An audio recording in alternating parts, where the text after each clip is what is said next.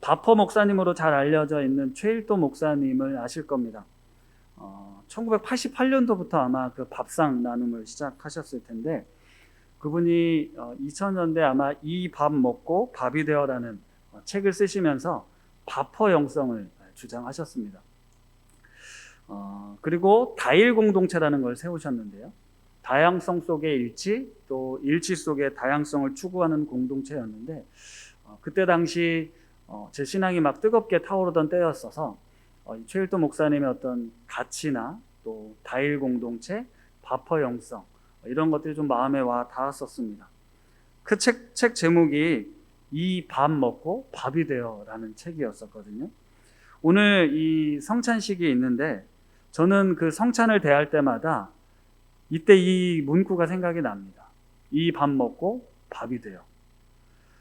주님의 그 성찬을 참여할 때 나를 위해 나의 죄를 대신 짊어지시고 죽으신 십자가 예수 그리스도의 그 구원의 은혜도 기억을 하지만, 너희도 이와 같이 하라는 하나님의 말씀, 그 메시지도 늘 기억에 남습니다.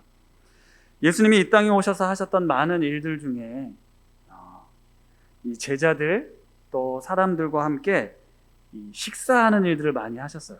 특별히 버림받고 인정받지 못했던 사람들이나 죄인들과 함께 이 식사하는 장면이 성경에 참 많이 기록되어 있습니다.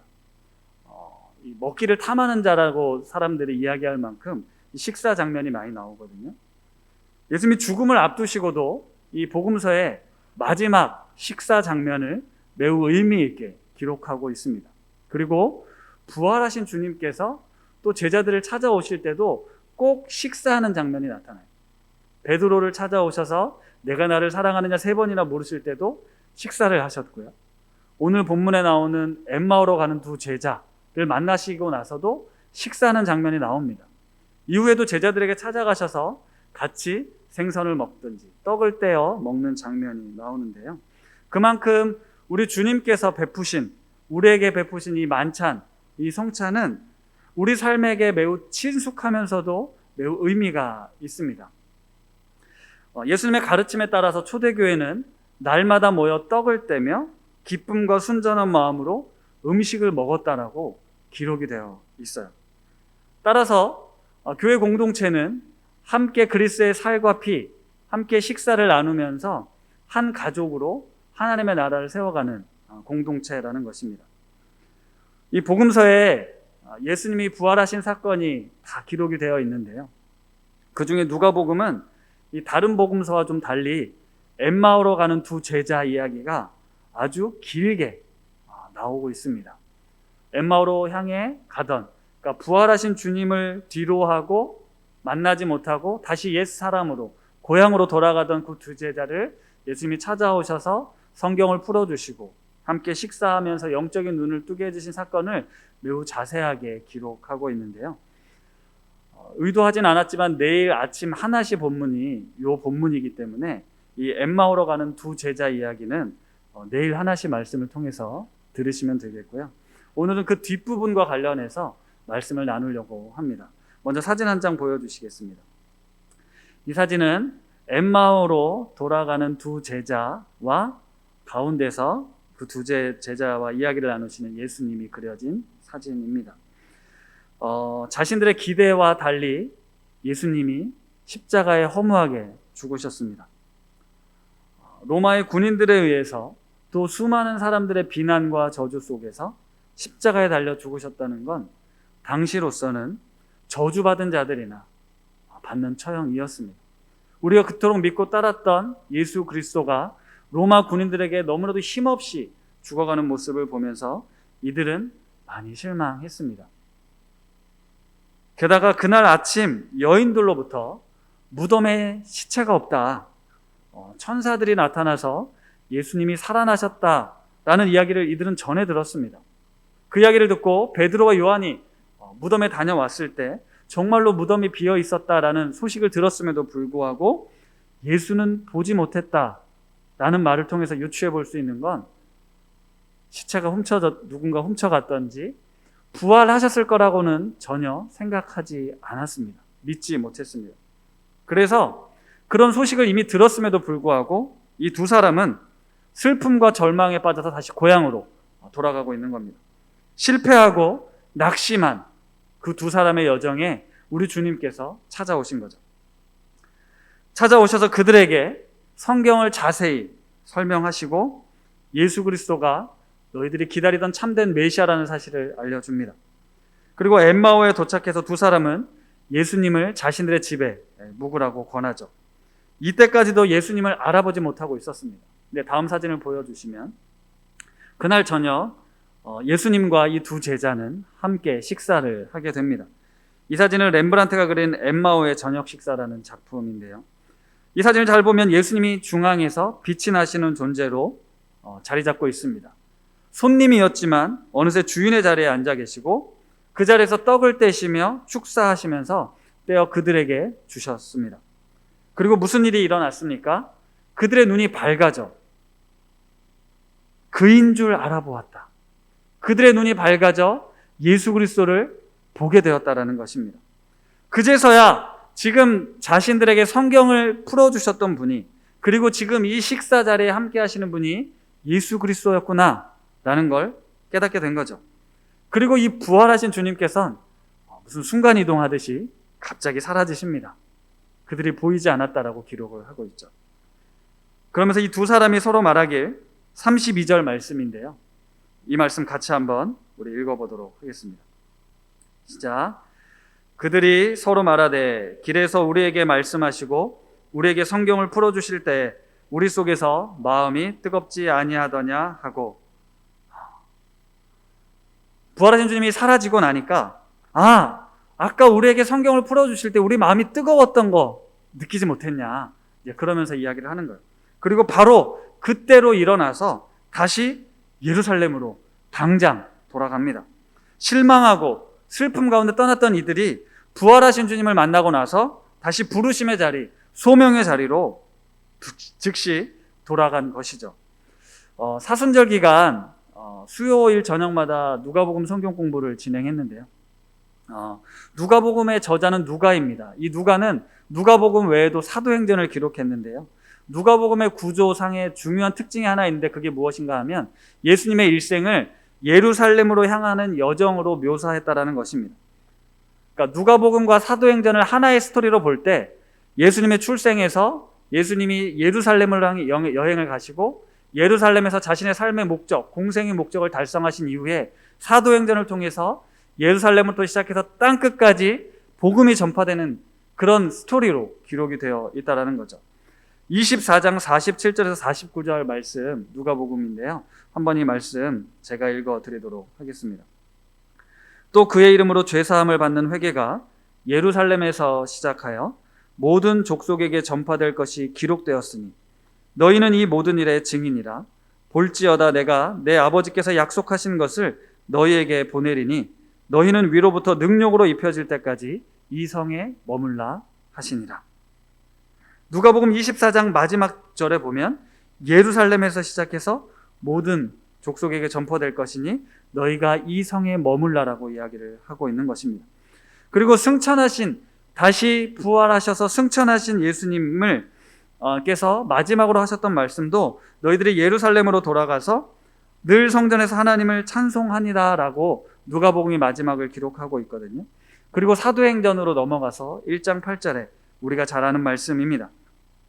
오직 성령이 너희에게 임하시면 너희가 권능을 받고 예루살렘과 온 유대와 사마리아와 땅끝까지 이르러 내 증인이 되리라 하시니라 라고 말씀하십니다.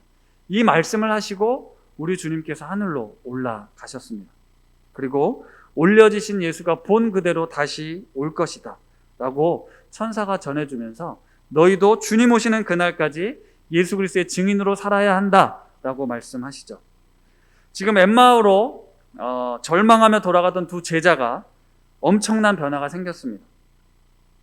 죽으신 예수님, 살아났다고는 하지만 볼 수 없었던, 그래서 믿을 수 없었던 예수님을, 그 부활하신 주님을 직접 만나고 지금 내 눈앞에서 다시 사라지셨지만 그들은 더 이상 불신하는 제자가 아니라 자신의 생명을 내어주기까지 진짜 그리스도인 제자가 된 것입니다.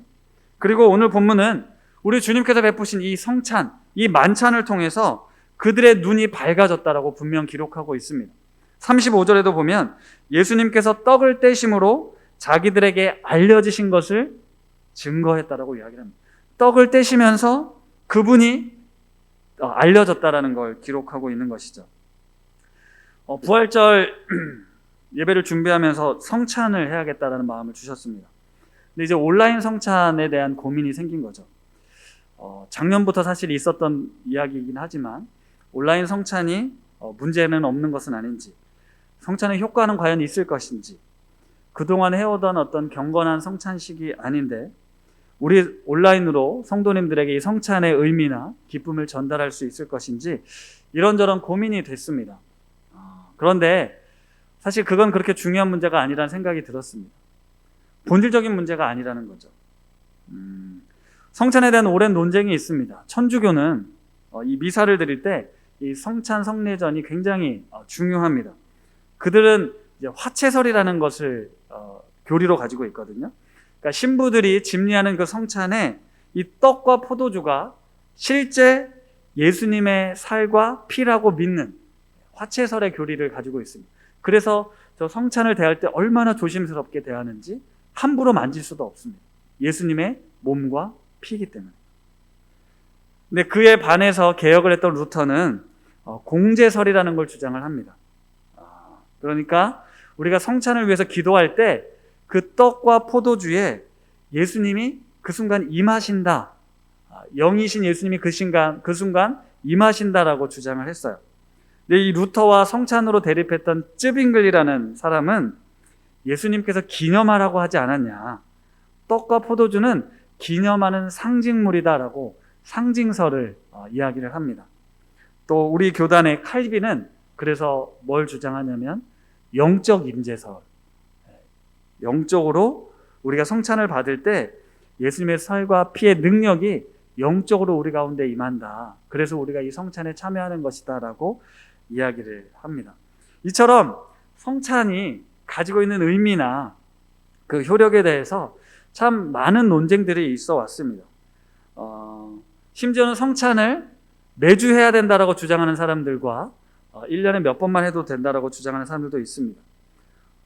성도님들에겐 뭐 그게 그렇게 중요한 문제인가라고 생각할 수 있을 만큼 그런 내용들까지도 성찬에 매우 예민하게 접근되어지고 있는데요. 저도 아주 전통적인 교회에서는 오랫동안 이 세례를 받은 성인들만 성찬에 임해야 된다고 배웠습니다. 그게 당연하다라고 생각을 했죠. 그런데 높은 순위교회 시절부터 예수님의 이 베푸신 은혜는 우리 어른들에게만 필요한 것이 아니라 모두에게 임하기를 소망하는 마음으로 누구나 참여할 수 있는 성찬을 드리고 있습니다. 중요한 것은 이 성찬에 우리가 어떤 마음으로 참여하고 또 성찬을 통해 그 의미를 우리가 어떻게 삶으로 살아낼 것인가, 실천할 것인가 하는 것이 더 중요하다라는 것이죠. 그래서 코로나 시대에 우리가 함께 대면해서 예배드리지 못하는 지금 상황에서 우리가 그리스도 안에서 한 몸, 한 가족됨을 기억하는 성찬식이 필요하다라고 생각했습니다.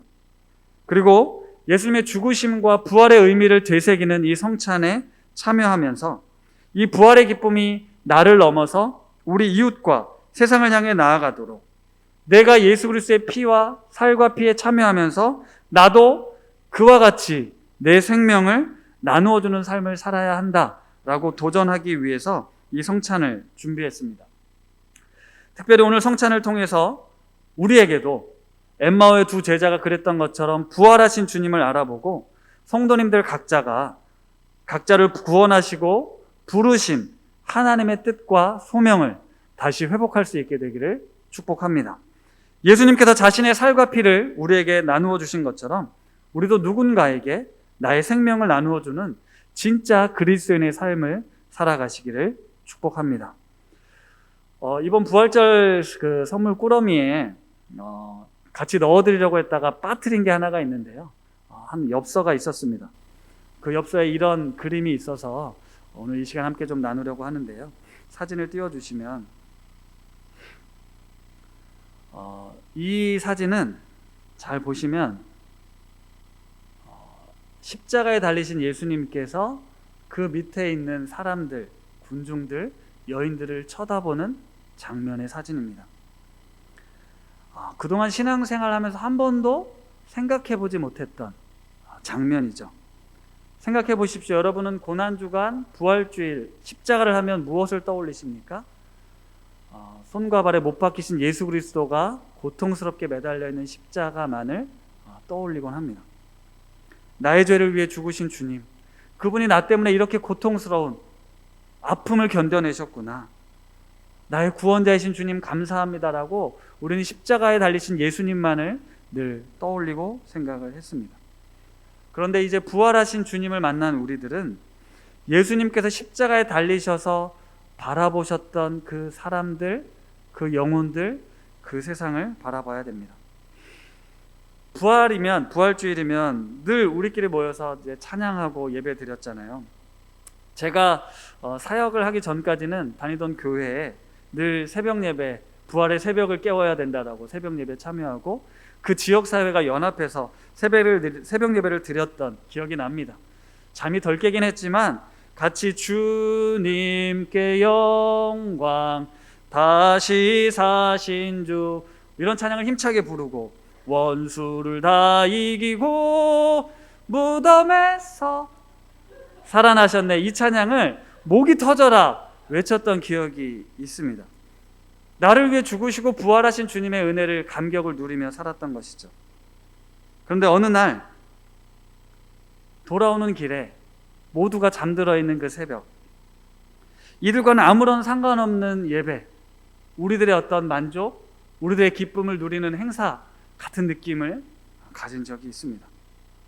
정말 예수 그리스도의 부활의 소식을 들어야 할 이들은 저들인데, 부활의 능력이 정말로 필요한 이들을 저들인데, 교회는, 우리들은 정말 그들에게 다가가지 못하고 있다라는 그런 생각이 들었던 것이죠. 시선이라는 찬양이 있습니다. 찬양 가사에 이런 찬양이 있죠. 내게로부터 눈을 들어 주를 보기 시작할 때.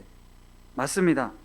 우리의 신앙의 출발은 내게로부터 눈을 들어 주님을 바라보아야 합니다.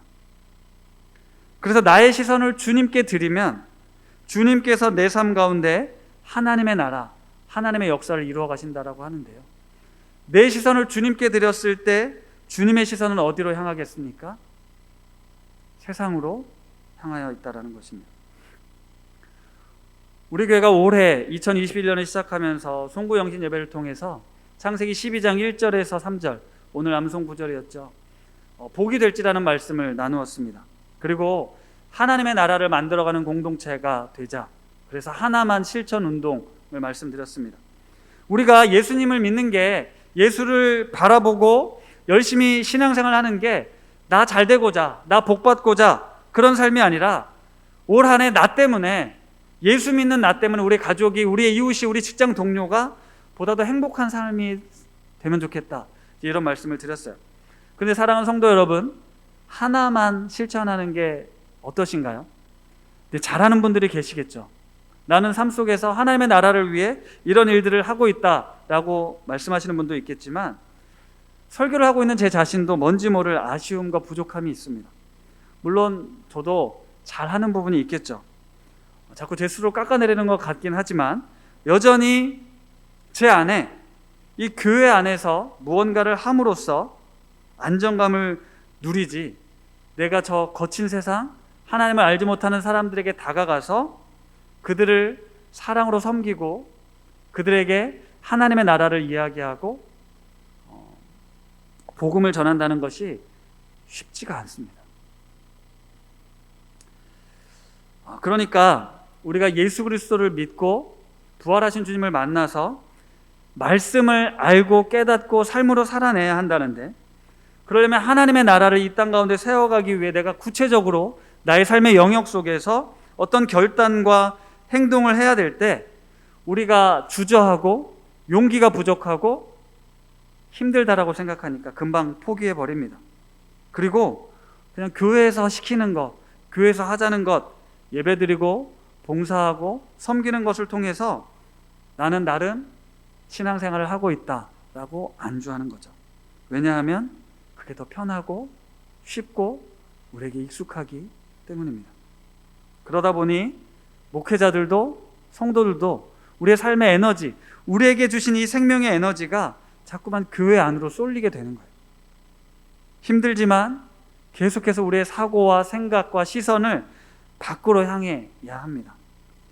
처음 부활주의를 생각하면서 제 안에 이런 마음이 들었어요. 우리 성도님들께 이렇게 광고해야겠다. 부활주일 헌금을 교회에다 내지 말고 여러분 주변에 흘려보낼 곳을 찾아서 부활의 기쁜 소식을 물질과 함께 전했으면 좋겠다. 작년 연말에 우리가 위아처치 프로젝트를 했잖아요. 우리 주변에 좀 찾아가서 도움이 필요한 이들을 섬기자.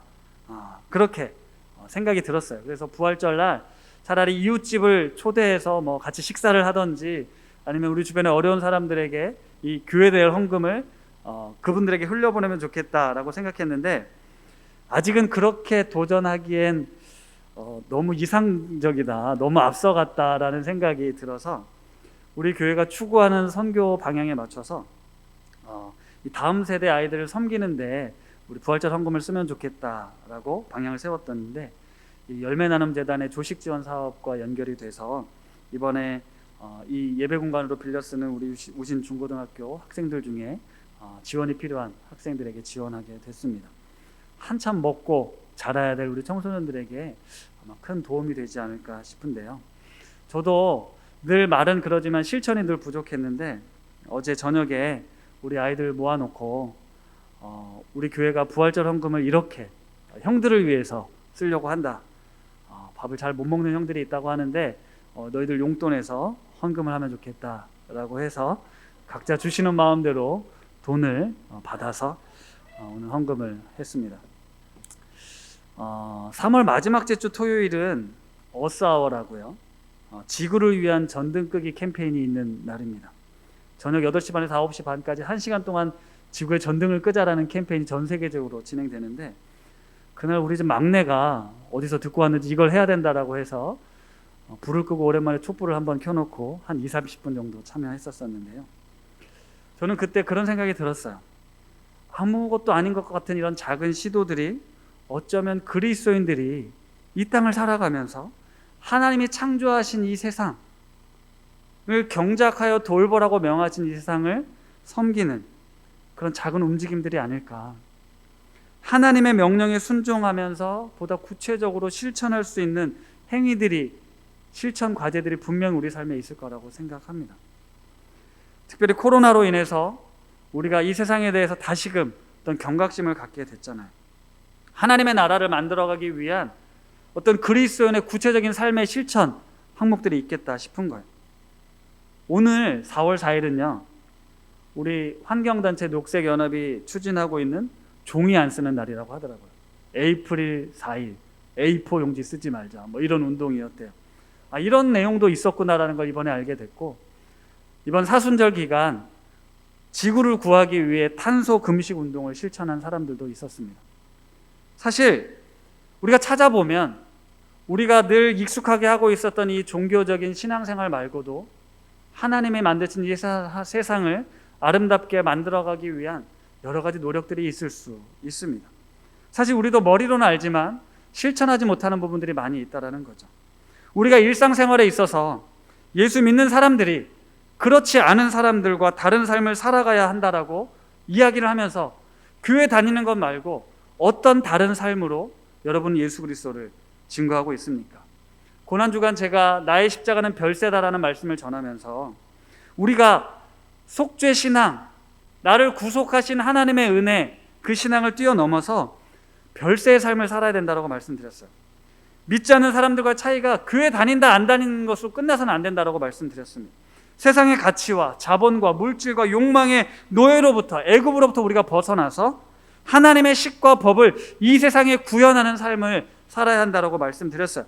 사랑과 용서, 자비와 긍휼, 희생과 나눔의 삶이 나와 여러분의 삶을 통해서 가정과 직장, 세상 속에서 드러나야 한다는 것입니다. 그래야 하나님께서 살아계셔서 역사하신다는 걸 증거할 수 있게 되는 거예요.